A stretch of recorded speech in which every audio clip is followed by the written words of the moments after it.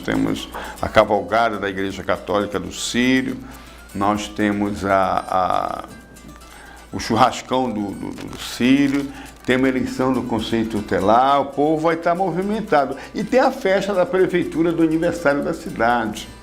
Mas, gente, a meu lado está a professora Flor Pinto, né? Uma grande professora que tem uma história aqui em Canaã dos Carajás, já foi de rede nacional de televisão quando ela apareceu, né? Alegre, feliz, chorando, né? Porque os 9 dos seus alunos de uma sala de aula passou no vestibular, né? Aquilo emocionou as pessoas, né? Que disseram o seguinte: por que ela está chorando? Né? Porque ela entendeu que naquele momento os alunos capitanearam, né, a mensagem de educação que ela passou para os alunos, entendeu? Então a função da professora é um desses, né, de fazer as pessoas aprenderem, né, se educarem em cima da orientação do professor. Professora, bom dia. Bom dia. Professora, dia 15 de outubro, amanhã, portanto, é dia do professor. Certo. Eu lhe pergunto, dia 15 de outubro de 1827, Dom Pedro I criou a primeira lei da educação, né? Uma lei que regulamentava a contratação de professor, que tipo de matéria poderia ser dado para homem ou para mulher. Né? Várias regras foram instituídas, né? Mas de tudo isso foi fruto de uma reivindicação dos educadores, né? Que tinham naquele momento, que passava por salário, intervalo, licença para o almoço, várias coisas estavam colocadas, além das 17 regulamentações da questão do ensino, né?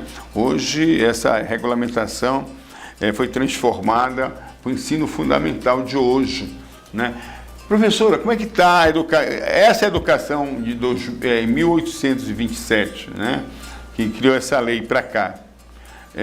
E a educação de hoje, como é que está os nossos professores hoje? Nós temos contextos sociais diferentes, né? Aí nós temos 1800, né? E hoje nós já estamos em 2023.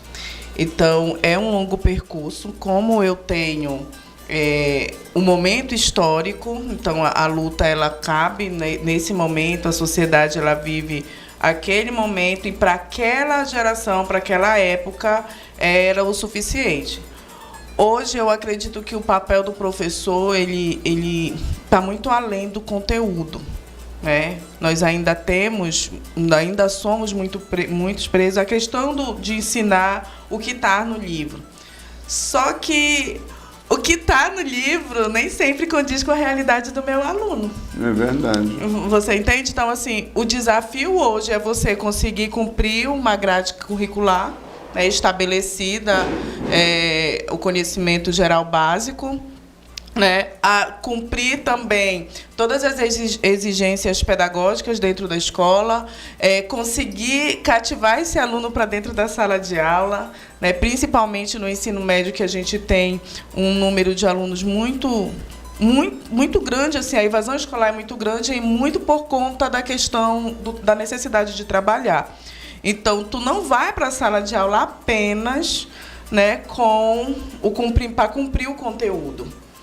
Essa ideia de que eu vou passar meu conteúdo e vou me embora, ela é equivocada. Foi ultrapassada. Foi. Né? E já há muito tempo. Né? Já há muito tempo que a gente tem essas mudanças. A gente precisa ter cuidado também para não estar tomando para si, quanto professor, uma responsabilidade que não é só do professor. Quem é responsável pelo processo de educação de uma criança, de um adolescente, é família, escola, sociedade, né? Então, não é só o professor, né? A gente passa aí por várias educações, digamos assim. Professora, eu fui educador também, um bom período de cursos profissionalizantes, né? Mas eu via o encantamento que os alunos tinham pelo professor quando eles começavam a aprender. quando o professor começa a explicar o conteúdo, ele começa a entrar na cabecinha do aluno, né? Eu peguei aluno muito acima de 18 anos, 17 anos para cima, e quando ele chegava lá não sabia nada, que ele começava a aprender, que ele via o encanto, né, do conteúdo, que ele via que ele estava aprendendo, né, a alegria que ele transmitia a partir do olhar. Isso mexe com o professor? Não só mexe com o professor, como direciona o professor também dentro da sala de aula. Na minha infância, minha mãe falava que o adulto de hoje, né, a criança de hoje será o adulto de amanhã, né? E assim, dentro da sala de aula, o aluno de hoje será o professor da manhã. Vamos dizer assim, né, fazendo esse paralelo. Agora, imagina você não conseguir algo e, de repente, você vai lá com uma outra forma, um outro jeito você consegue. É felicidade, isso vai te aproximar da educação, isso vai te aproximar daquele conteúdo. E aí o aluno vai atrelar essa aprendizagem ao professor. Mas, na verdade, é um processo, né? É uma luta aí do professor, sim, da escola e, principalmente, do aluno. Entende? Então, o processo é de ensino e aprendizagem. Eu ensino e aprendo ao mesmo tempo. A gente tem essa relação de troca. E não tem nada melhor, Santiago, do que você se sentir capaz.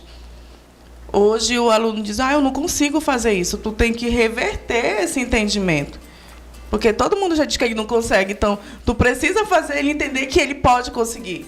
E isso faz muita diferença. Nas minhas formações pedagógicas que a gente fazia nas aulas, antes de começar os cursos, uma das principais orientações que era dada para nós é equilibrar o conhecimento dos alunos. Porque tu pega um aluno, tu tem que conhecer qual é o grau de conhecimento dele e tentar equilibrar esse conhecimento com os outros, né? Dar mais atenção, ir lá ver no caderno, perguntar para ele ir equilibrando e conhecendo, né? Isso é uma forma, essa forma que a gente usa, né, para capacitar cada vez mais os mais necessitados na sala, sabendo que esse daqui sabe, mas nós vamos estar trabalhando para ele aprender, e esse aqui muito mais, né, porque ele não conhece de nada, né? E isso é fundamental para o aluno, porque senão ele abandona. Se ele continuar aí na sala de aula e vai lá e não aprende os outros aprendendo, ele vai embora. Ele diz, não venho mais aqui que eu não sei de nada. A escola não tem sentido. Né? O que eu vou fazer na escola se eu não consigo aprender? O que eu estou fazendo aqui se eu não consigo ver o resultado imediato? Porque nós estamos num momento imediatista. Né? Tudo que você faz, você já quer o retorno imediato. E educação é investimento. O retorno ele vem a longo prazo. Fazer o aluno entender isso, as famílias entenderem isso, a sociedade entender isso é muito difícil. Entende? Então, dentro da sala de aula, tu tem alunos com N conhecimentos, com N dificuldades, né? E você tem aquele espaço, por isso que não dá para te julgar o aluno, dizer, esse menino não quer nada, não tem interesse. Esse não vai servir para nada. Esse não vai servir para nada mesmo, né? Tu não sabe de nada. Olha aí, é uma das coisas que é até um apelo, que a gente modele as nossas falas. Nós estamos falando com pessoas. Cara, uma pessoa não vai olhar para mim e dizer, tu não serve para nada, tu é burro, tu não consegue, presta atenção.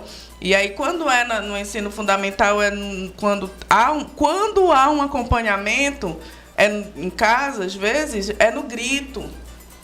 E os meninos contam pra gente na sala de aula. E ele vai estudar, às vezes, por castigo. Vem que você daqui vai estudar. Vai ficar. Ele tem que entender que aquilo ali é o futuro dele. Há uma magia em ser professor. Há uma magia em você aprender, você ter sede de conhecimento. Entende? Há uma magia de você ser independente. Tu não pode construir a tua vida baseado no que o outro está dizendo. Entende? Porque tu escuta o tempo todo muita coisa ruim, tu internaliza isso. E a gente vê muito isso dentro da sala de aula. Então, quando a gente vê um aluno que ele não tem rendimento escolar, meu filho, não falha um. Vai buscar o histórico desse aluno. Entendeu? A educação dele em casa. Vai buscar.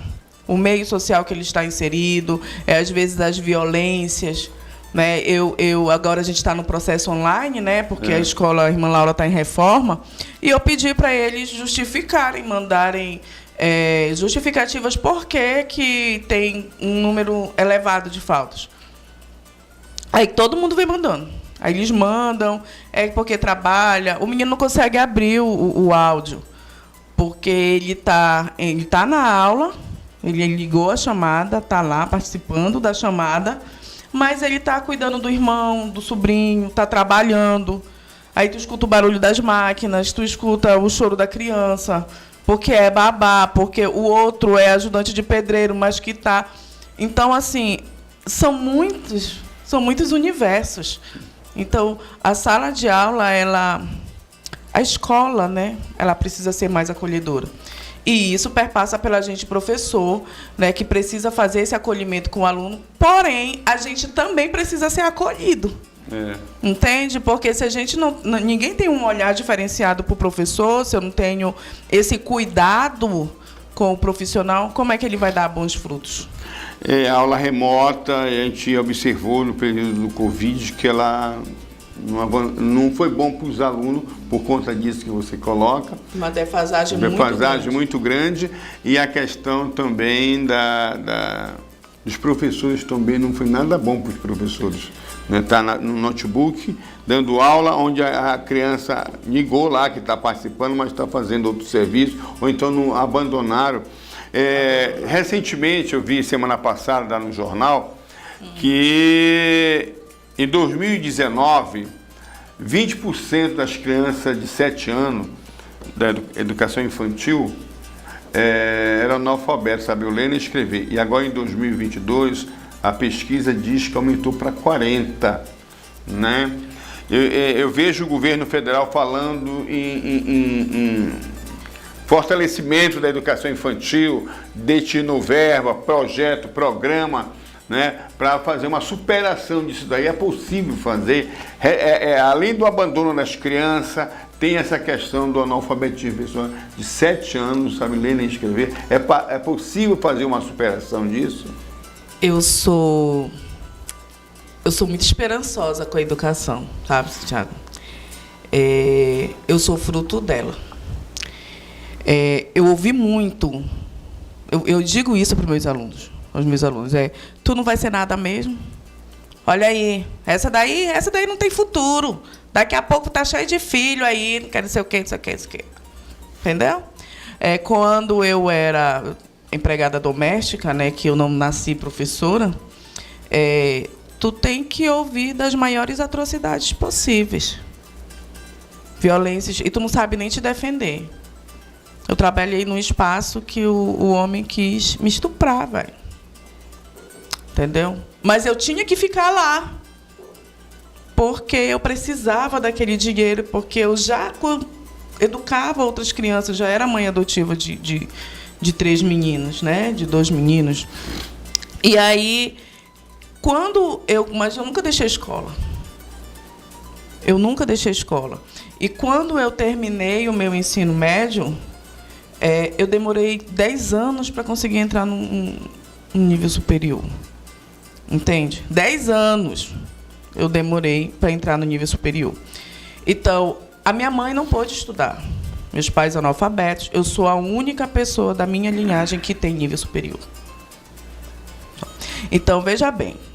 A minha mãe é analfabeta, mas eu já sou mais letrada, né? A ideia é que os meus filhos... Sejam mais letrados. Eles não tenham que perpassar por essa roda e eles já sejam mais letrados lá na frente, mais cedo. Eles possam sair do ensino médio e galgar um nível superior. Então, investir na educação infantil hoje não significa dizer que tu não vai ter mais analfabetismo. Para esses alunos. Então, para esses alunos que já são. Então, você vai ter que estar investindo no ensino no infantil para que amanhã, né, esses alunos não sejam um número mais no gráfico do analfabetismo. E aí tem que se fazer paralelo a isso os programas e projetos para poder alfabetizar esses que estão com déficit agora. Entende? Porque eu tenho aluno no 3º ano do ensino médio que não sabe ler. Como é que alfabetiza o menino? O que ele vai fazer dentro da... Ele não vai para a escola, seu Tiago, ele não vai, ele desiste. Então, é um jogo de cintura gigantesco. Mas é preciso que o Estado entenda, que a escola entenda, que nós, professores, possamos entender isso também, mudar nossas práticas. Mas é preciso que as famílias entendam, que a sociedade entenda, né, que educação é investimento e o retorno é a longo prazo. Mas sem educação a gente não tem futuro. Professor, eu vi a crise que passou no passado, a escola Irmã Laura, a escola João Nelson dos Prazeres, que não tinha professor, a escola não tinha merendeira, a escola não tinha ninguém para fazer limpeza, a escola não tinha água para o povo. Então, uma crise tremenda, né? E eu vi você também dizer assim, 9 alunos meus passaram e chorou e ficou feliz. É por conta disso daí?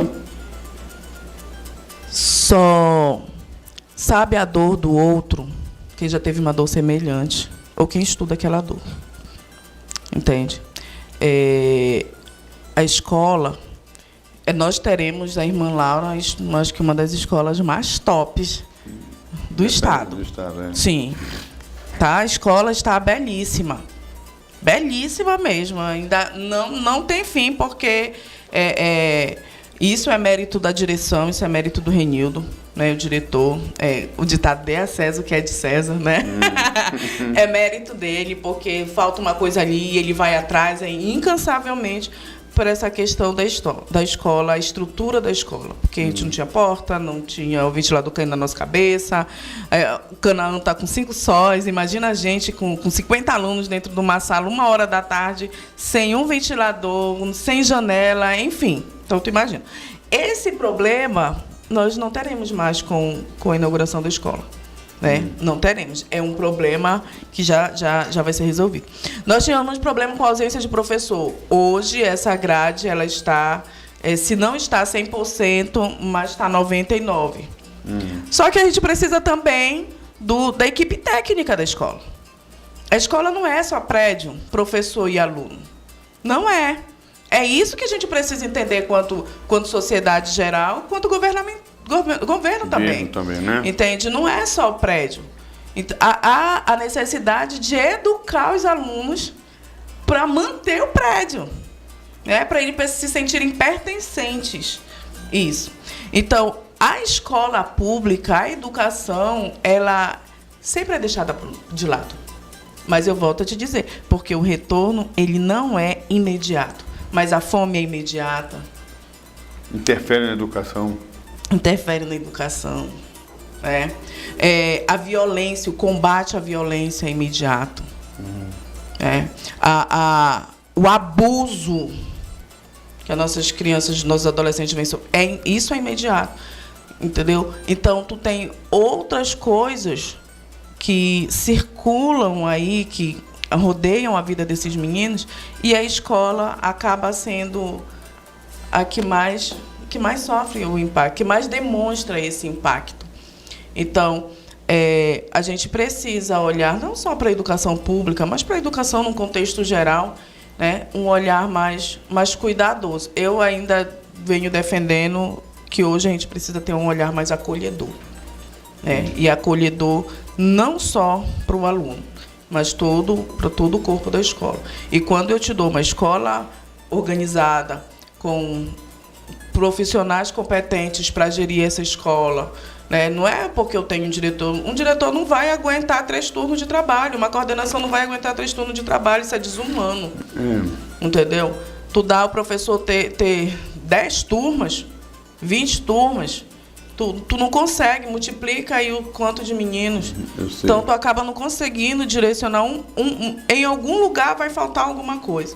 Então, a gente ainda precisa repensar muito o nosso processo de ensino para que essas crianças que estão sendo investidas agora na educação infantil, ela já possa colher os frutos, né, que esses estão plantando. Professora, amanhã é dia do professor. Assim, vamos se voltar para a questão do professor. é assim, há muitos anos eu acompanho a luta da educação pelo Sintep, né? A nível de Estado, a nível de Brasil e aqui em Canaã também. Canaã tem uma situação diferenciada de luta, né, dos professores, até porque o município tem concedido melhorias para a educação, tanto do ponto de vista estrutural como do ponto de vista salarial, né? Mas a gente vê em outros municípios, outras regiões, essa luta da educação pela valorização do servidor, né? Pagamento de piso, a questão da jornada de trabalho e a questão da estrutura da escola, né? O que falta, além do Estado, os municípios pagarem isso daí, o que precisa mais para os professores, para que eles avancem mais na questão da educação? Olha, às vezes as pessoas pensam que quando o professor faz greve e reivindica alguma coisa, é só questão salarial. Não é. Eu posso ganhar muito bem e não ter a mínima condição de trabalho. E não tem condições de dar aula. Você entende? Eu posso ganhar muito bem, tenho um suporte pedagógico, mas eu não tenho vida, pessoal. Eu digo aos meus alunos, a gente tem vida, gente. A gente chora, a gente sofre, a gente tem família, a gente tem filhos. A gente namora, a gente sai, a gente dança, a gente tem vida, nós somos seres humanos. Então, se para eu ter uma vida saudável, eu preciso de trabalho, eu preciso de lazer, eu preciso de família. E fazer o meu trabalho, ser feliz dentro do meu local de trabalho. Dentro do que tu está fazendo. Entende? Então, não é só salário. Você ouvir do seu aluno assim, professora, aos prantos. Ontem, fulano fez isso comigo e não sei o quê, e vai lá e está marcado, e está cortado. Tu absorve aquilo também. Tu não tem, depois de ouvir que um adolescente foi estuprado, tu não tem como deitar a cabeça no teu travesseiro e dormir sem pensar. Mas é como se a gente fosse uma máquina. Às vezes eu acho que o povo pensa que o professor é uma máquina. E isso é uma crítica que eu tenho, Fé, assim, muito grande, quanto a essa questão de cobranças de papel, de projeto disso, projeto aquilo, projeto aquilo, projeto aquilo, projeto aquilo. Entendeu? Vamos pensar que projeto que a gente vai fazer. Porque assim, olha, eu tenho que dar conta do menino na sala de aula. Eu levo as minhas tarefas para casa, eu tenho que entregar plano disso, plano daquilo, plano daquilo, plano daquilo. Eu planejo tanto, mas na hora de executar, eu não tenho. Tem dificuldade, né? Olha, entrega a nota na segunda-feira. Tu tem o final de semana. Cara, final de semana é para eu estar com a minha família, não é para eu estar trabalhando, não. Fazendo relatório. Fazendo relatório, fazendo plano de aula, fazendo um planejamento. Eu cumpro todos os meus horários no online, mas eu corrijo os blocos, aí eu vou buscar o menino, eu corrijo a atividade então a gente trabalha triplicado. Entende? Mas parece que o professor não faz nada. A gente escuta isso de pai. Vocês não fazem nada. Só dão aula. Olha aí. Só dão aula. Então, é preciso olhar para o professor quanto ser humano. E nós somos seres humanos e precisamos de cuidado. Professora, o professor, assim, cada ser humano aqui na Terra precisou de um professor. Né? Qualquer um. Só não precisou de professor analfabeto que nunca teve na escola. Não teve a possibilidade, né? Teve a possibilidade, né? Mas o resto tudo tem. Qualquer pessoa aqui passou por um professor, aprendeu muita coisa, porque o ensino, ela não sai da nossa cabeça mais. O que tu aprendeu naquela escola, tu leva para o resto da vida como ensinamento. Né?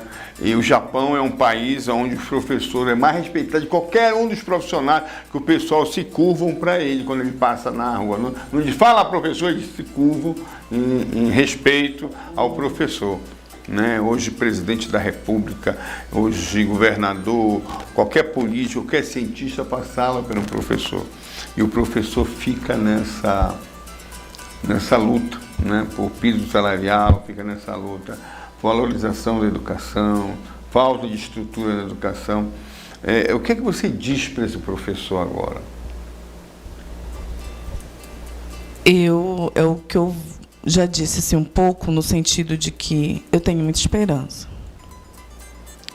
Eu acho que nós, professores, ainda somos uma classe um pouco desorganizada. Entendeu? Assim, mas muito disso é pela nossa sobrecarga de trabalho.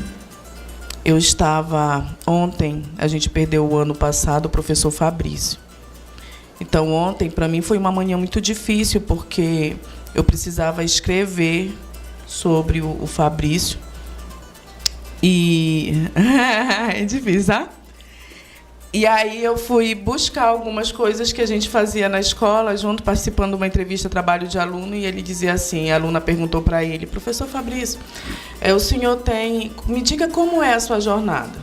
Ele diz, é uma jornada muito dura. Eu acordo, eu saio de casa 7 da manhã, eu estou na sala de aula. Eu dou aula até 10 da noite. Quando eu chego em casa, às 11 horas... que eu tomo um banho, como alguma coisa, eu vou sentar na frente do computador para organizar a aula do outro dia, para dar uma olhada naquilo que foi planejado. Quando a gente percebe o tempo já acabou, já são 3 da manhã, e aí 7 horas, no outro dia, eu tenho que estar na sala de aula de novo. Então, é uma jornada muito difícil. Então, a gente estava assim, falar e a gente perdeu o Fabrício dentro da escola. Ele passou mal dentro da escola. Por quê? Porque a gente negligencia a nossa saúde.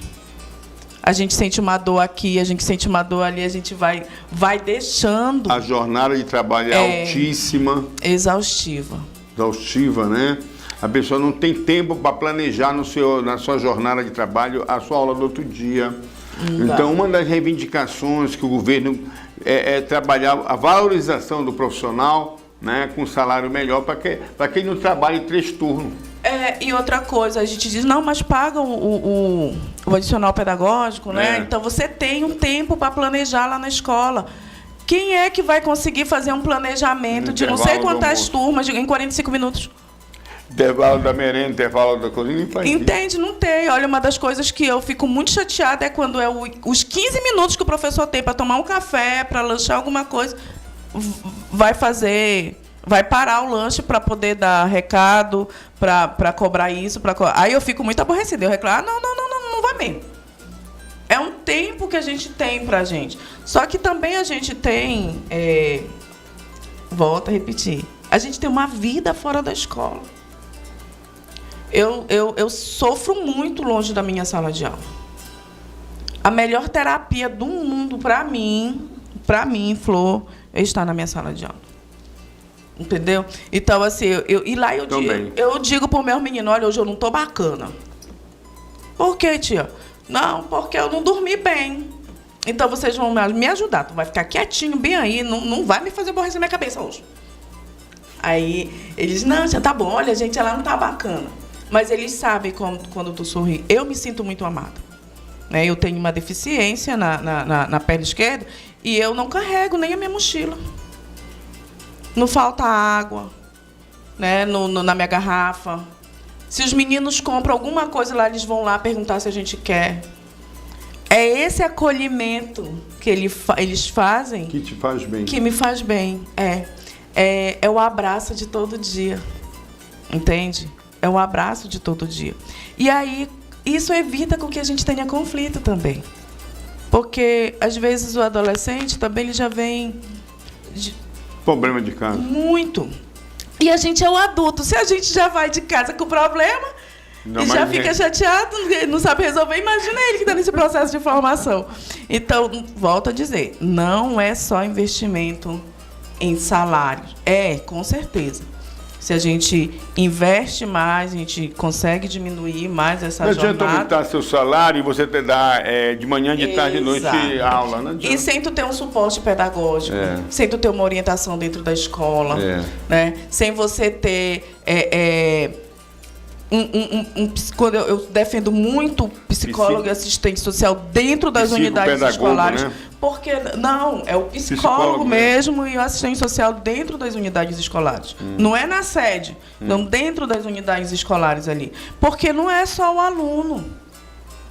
É o professor também. Ninguém olha para a nossa saúde mental. A gente está adoecendo, gente.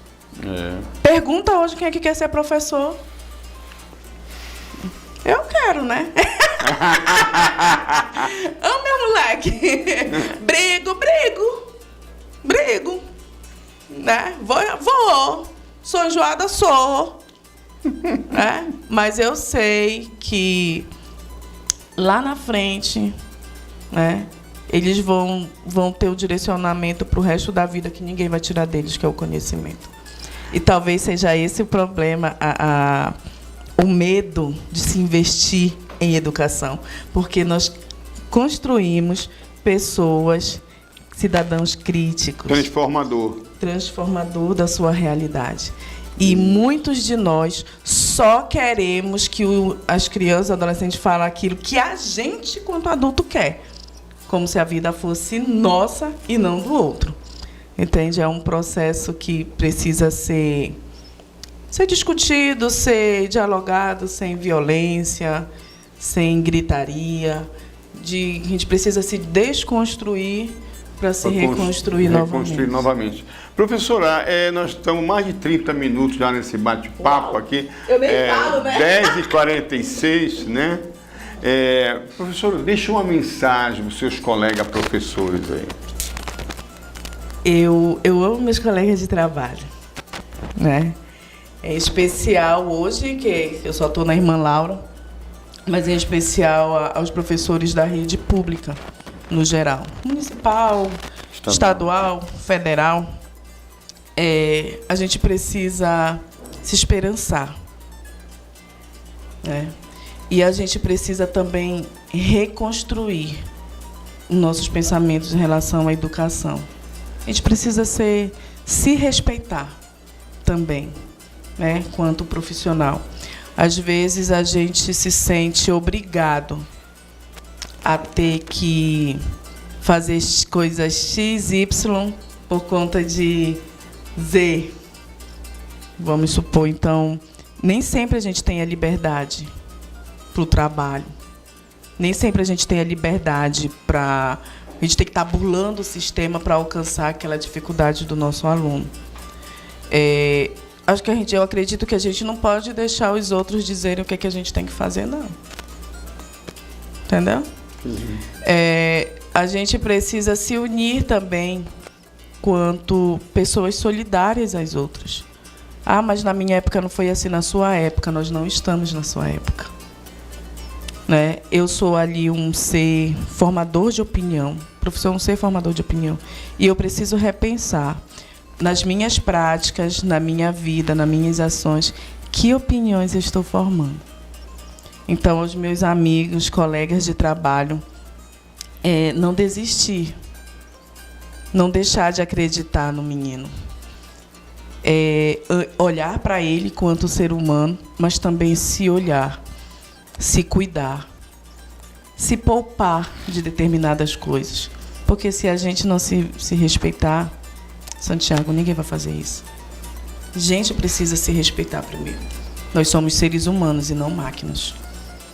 Antes de finalizar o nosso programa, eu ia dizer assim que você estava falando do aluno, que o papel do professor para o aluno e o aluno na sala de aula, que levava água, levava merenda, né, que tratava com carinho.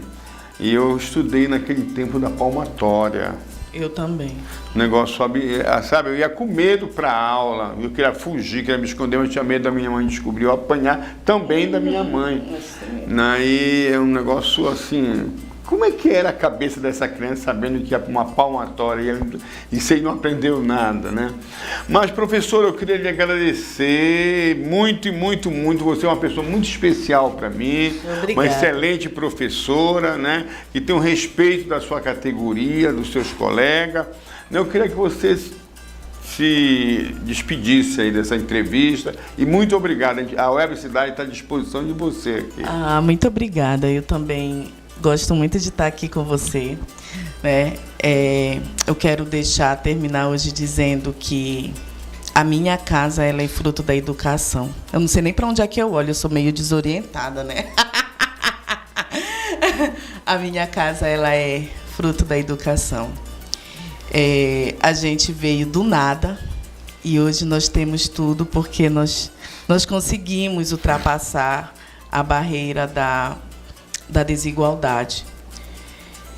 Eu quero dizer aos meus alunos assim que eles são o segundo amor da minha vida, né? Entende? Então, assim, eu me emociono quando eu falo deles. E dizer aos meus colegas de trabalho que eu não consigo nada sozinho. Eu só consigo porque nós temos uns aos outros. Então, conte comigo, conto com você. Eu tenho uma amiga, a Ellen, que ela fala assim que o combinado não sai caro. O combinado não sai caro, então a gente pode combinar. Tá certo. Né? Combinar em se ajudar. Tá E certo. motivar para que ninguém desista. Eu estou bem e eu quero que o outro esteja tão bem quanto eu estou, ou melhor do que eu estou. Pessoas felizes constroem um mundo mais feliz, né? Isso. Enfim. É isso. Tá bom, então. Então, gente, a nossa entrevistada hoje, a professora Flor Pinto, falamos muito sobre a questão da educação, porque amanhã é dia do professor. Muito obrigado por esse momento, né? E eu fico por aqui.